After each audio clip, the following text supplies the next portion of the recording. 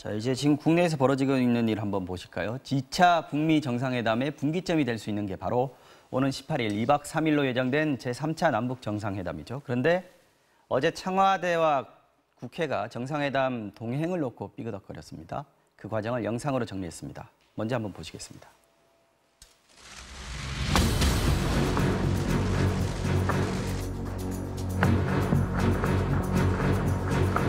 과연 그게 정당 대표들이 그렇게 갈 이유가 있는가? 어떤 신전도 없기 때문에 우리가 가서 할 수 있는 일이 뭘까?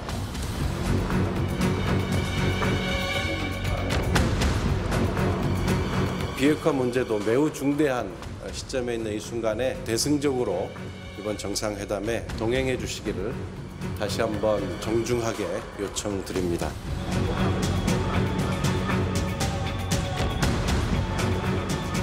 비서실장이 기자회견을 통해서 이를 방도하고 계획을 해서 속으로 사실 조금 언짢았습니다.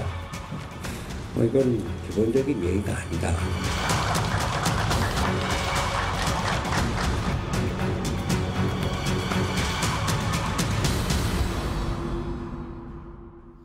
자, 한마디로 요약을 하면은 문 대통령의 방북에 국회의장단도 같이 가자. 같이 가서 한반도 비핵화에 힘을 보태달라 이런 거잖아요. 그런데 의장단과 야당 대표들 거절했습니다.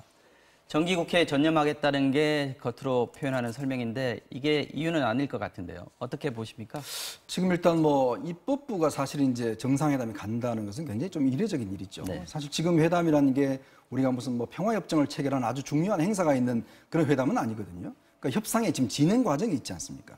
그렇다 보니까 이 협상은 결국 이제 대통령이 주도할 수밖에 없고 지금 또 협상이 어떤 단계적으로 이게 잘 될지 안 될지도 지금 상황에서 모르는 상황에서 사실 입법부가 지금 간다라는 것은 어떤 면에서 보면 행정부가 가는데 이제 같이 이제 수행단으로 가는 그런 모양새거든요. 표현도 나왔어요. 그렇죠. 그런 모양새거든요. 그래서 지금 문희상 의장도 좀 불쾌한 것 같아요. 왜냐하면 어차피 입법부는 사실 행정부를 견제하는 게 주 목적이고 또 입법부는 입법부 나름대로의 남북 관계에 대한 이제 제안을 해놓은 상황인데 자, 그 상황에서 지금 바로 이제 예를 들어서 임종석 실장이 기자회견을 통해서 같이 가자라고 이야기를 한다라면 이 준비가 안 돼 있는 상황이고 또 이것 자체가 형식적으로나 절차적으로 굉장히 적절치 않다라는 것이 지금 야당의 반응인 것 같습니다.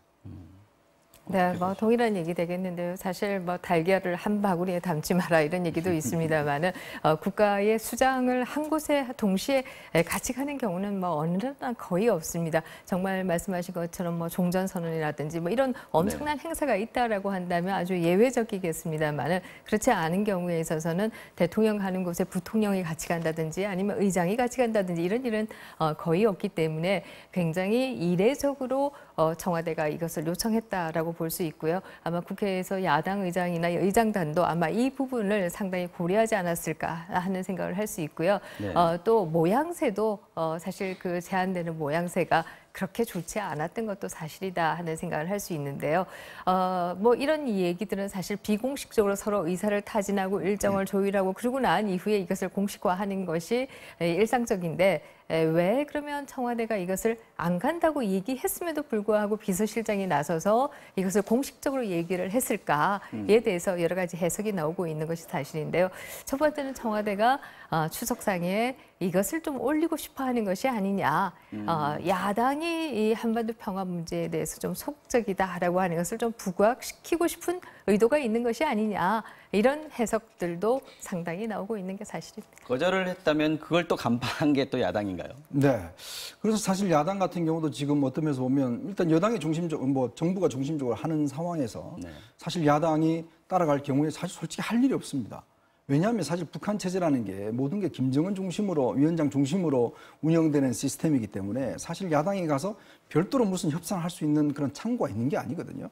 그렇다고 해서 또 국회 회담을 한다 하더라도 지금 전혀 준비가 안 된 상황에서 또 별다른 의지가 없는 상황에서 간다고 하면 그냥 행사 참석하고 같이 밥 먹고 이 정도의 수준이란 말이죠. 자, 그런 수준을 과연 지금 우리 야당이 할 필요가 있겠는가라는 것들. 왜냐하면 야당 입장에서 보면 이 협상의 지금 진행 과정을 보면 여전히 비판적으로 보고 있지 않습니까?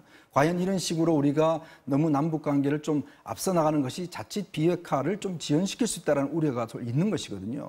또 하나의 문제는 좀 감정적인 좀 측면도 있는 것 같아요. 왜냐하면 지난 1차 판문점 회담 때 그때는 사실은 야당을 초청을 안 했었거든요. 그래서 여당 중심으로만 사실 갔었는데 이번에는 저렇게 이제 대놓고 가자 그래놓고 사실은 어떤 면에서 보면 우리 일상적인 약속도 보면 미리 전화해서 타진하고 약속 시킬 조율하고 이렇게 하는데 아니 임종석 비서실장이 나와 저렇게 마이크를 대고 국민들 앞에서 이야기를 해버리니까 사실 국회 입장에서 보면 여야 하나 다 기분이 조금씩 나쁠 수밖에 없죠. 소통의 과정에 문제가 있었다. 프로토콜 좀 지킨가 안 지킨 거 아니냐 이런 불만이 그렇습니다. 나오는 거죠.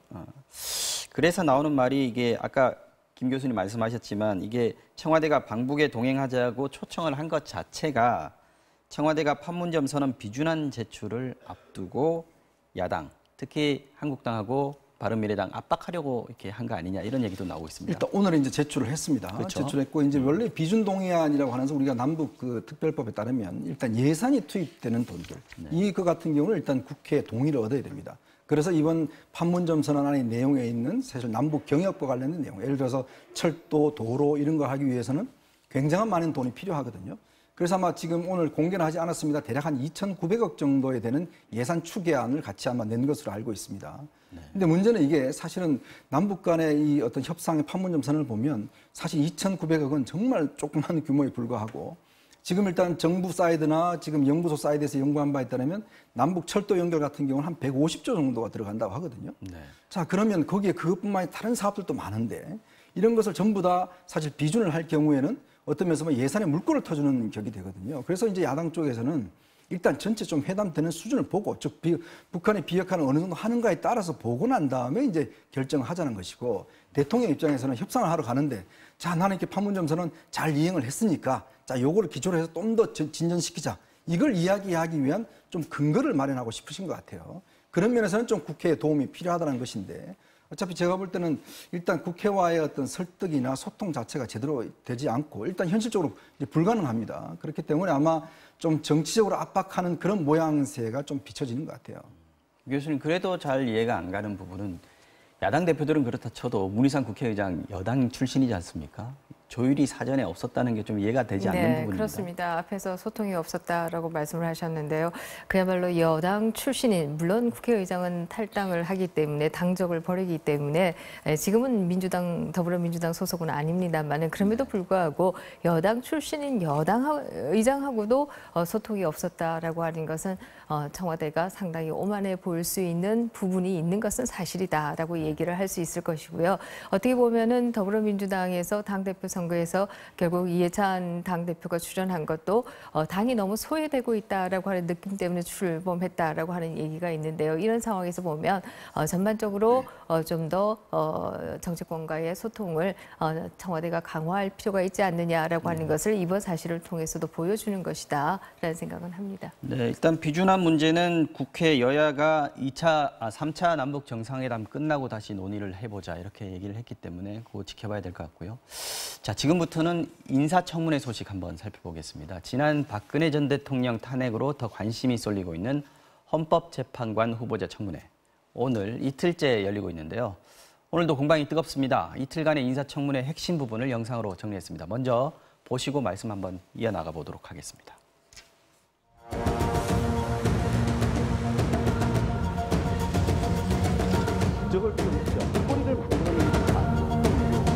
민변은 많은 국민들과 함께 우리나라의 민주화를 위해서 애썼습니다. 민변에 가입해 있거나 또 활동했다는 이유만으로 비난이 있어서는 안 된다고 생각합니다.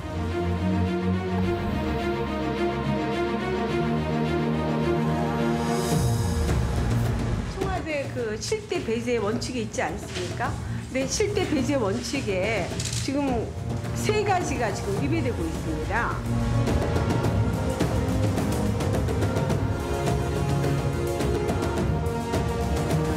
시간은 촉박합니다만 촉박한 일정과 비록 촉박한 일정이긴 하지만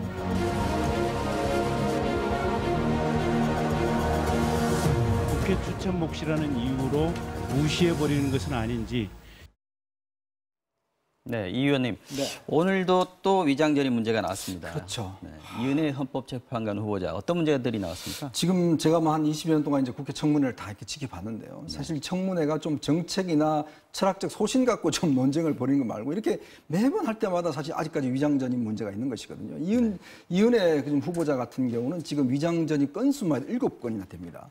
더군다나 지금 문재인 정부가 출범하면서 7대 인사 기준, 즉 배제 기준을 정했는데 그 정하면서 위장전입 같은 경우는 2005년도 장관급 이상의 이제 후보자 청문회가 확대된 이후의 것들에 대해서만 문제를 삼겠다. 그 중에서 그것도 이제 2건 이상, 예를 들어서 부동산이나 교육 문제를 가지고 위장전입 문제를 삼겠다 했는데 사실 이은혜 후보자 같은 경우는 5건은 그 이전의 문제고 2건은 그 이후의 문제입니다. 그런데 이 내용을 보니까 거의 이제 그 1990년도 같은 경우는 거의 1년 단위로 위장전입을 했어요. 그리고 이제 2005년 이후에도 마찬가지로 2차례 이제 위장전입을 했었는데 그래서 뭐 이 위장전입을 너무 많이 한 거 아니냐라는 그런 이야기가 나왔고 위장전입 위에도 또 여러 가지 지금 뭐 좀 여러 가지 문제가 되는 게 또 있습니다. 그런가 보면 이 헌법재판관이잖아요. 즉 헌법이 정말 중요한 헌법이고 한데 사실 위장전입 문제도 굉장히 중요하거든요. 이게 현행법으로 3년 이하의 징역에 3천만 원 이하의 벌금을 하는 위법 사항입니다. 근데 이게 워낙 그동안 우리 기득권 세력들이 많이 해왔기 때문에 네. 이거가 그냥 위야무야 돼 왔는데 그래서 이제 구체적인 원칙을 만든 거거든요. 또 거기에도 위배되는데 어떻게 이렇게 추천할 수 있는 것인지 과연 또 국회가 이런 분이 또 국회에서 제대로 그냥 통과된다고 한다면 앞으로 그런 위장전입 다 그냥 하나씩 다 하게 되는 그런 상황이 되지 않습니까? 그렇기 때문에 저는 이게 해도 좀 너무한 거 아닌가 한두 번도 아니고 7번이나 되니까 이게 좀 문제가 좀 있는 것 같습니다. 네, 여기에 저는 제도적인 문제도 큰 문제가 있다라는 생각을 하는데요. 이 헌법 개헌이 된다라고 하면 이런 부분을 충분히 고려를 해야 된다라고 하는 생각을 하게 됩니다.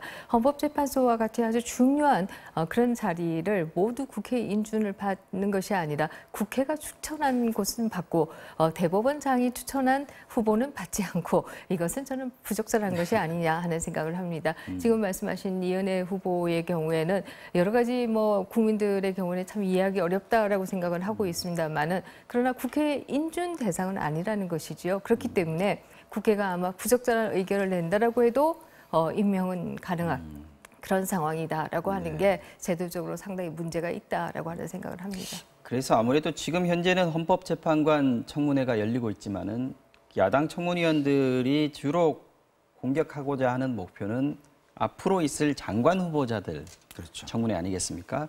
어제 여야 간 일정 조정을 다시 했는데 주요 장관 후보자들 청문회 일정이 3차 정상회담하고 이렇게 겹쳐 있습니다. 공교롭다고 할 수도 있겠지만 이거 어떻게 봐야 될까요? 정상회담에 다 쏠려버리면 청문회에 관심 없잖아요. 네, 뭐 여당과 야당의 생각은 조금 다르지 않을까 하는 생각을 합니다. 여당 쪽에서는 청문회 기사로 이것을 좀 덮겠다라고 하는 생각이 있을 것이고요. 야당은 오히려 이것으로 정부의 부당성에 대한 공격을 하겠다, 이런 생각도 그 뒤에는 숨어 있을 것이다라고 하는 생각은 하는데요. 어쨌든 뭐 그런 것이 중요한 것이 아니라 정말 좋은 장관을 모시느냐, 그렇지 않느냐 이런 것들이 훨씬 더 중요한 문제일 텐데요. 역시 앞에서도 제가 제도를 말씀드렸습니다만 장관 후보자들의 경우에도 청문회에서 그동안에 무수하게 부적절한 인사다라고 결론을 본 경우에도 대통령들이 인사권은 대통령의 고유의 권한이다라고 하는 이른바의 인사를 해왔던 경험이 있습니다. 그래서 이런 부분들은 앞으로도 우리가 제도적으로 굉장히 고쳐야 될, 특히 개헌이 된다라고 하면 고쳐야 될 부분이다라는 생각을 합니다. 네, 이 의원님. 사실 이제 뭐 청와대가 문재인 대통령이 취임을 하시면서 5대 원칙을 이야기를 했죠. 뭐 병역 기피라든지 논문 표절이라든지 또 위장전입 이런 것에 대해서는 이제 하지 않겠다. 그런데 이제 처음에 개각 때부터 지금 뭐 총리, 외교장관 전부 다 이제 위장전입 문제가 나오고 하니까 그래서 여론이 들끓으니까 이제 7대 원칙을 만든 거예요. 거기다 플러스로 성폭행과 이제 음주운전을 다시 넣고 나머지 세부적인 기준을 좀 완화를 시켰습니다. 자, 그러면 원칙을 만들었으면 지켜야 될 거 아니겠습니까? 근데 지금 나오는 후보들을 보면 상당히 여기에 어긋나는 후보들 꽤 많거든요. 대부분 지금 절반 정도가 위장전입을 다 했어요. 네. 그것도 사실 7대 원칙을 만든 이후에 지금 상당히 위장전입이 이루어진 게 많거든요. 그러면 국민들 입장에서는 아니 원칙을 만들었으면 지키라고 만든 것인데 이렇게 무너지면 위장전입을 그냥 합법화 시키든지 이런 식의 좀 이야기가 나올 수가 있는 것이거든요. 네. 그렇기 때문에 제가 볼 때는 좀 이런 원칙을 세웠다라면 일단 지키는 모습도 중요하고 이거는 그 전 단계에서 사실은 인사 검증 단계에 좀 걸러져야 될 것이 아닌가 생각이 듭니다. 네, 청문회 뭐 계속 진행되고 있으니까 다음 주까지도 이 얘기는 계속 될 것 같습니다. 오늘 이렇게 나와주셔서 고맙습니다. 매주 화요일 이 시간에는 두 분에게 전문적이고 날카로운 정치 현안 분석 듣도록 하겠습니다. 다음 주 화요일 이 시간에 다시 뵙겠습니다. 고맙습니다. 고맙습니다.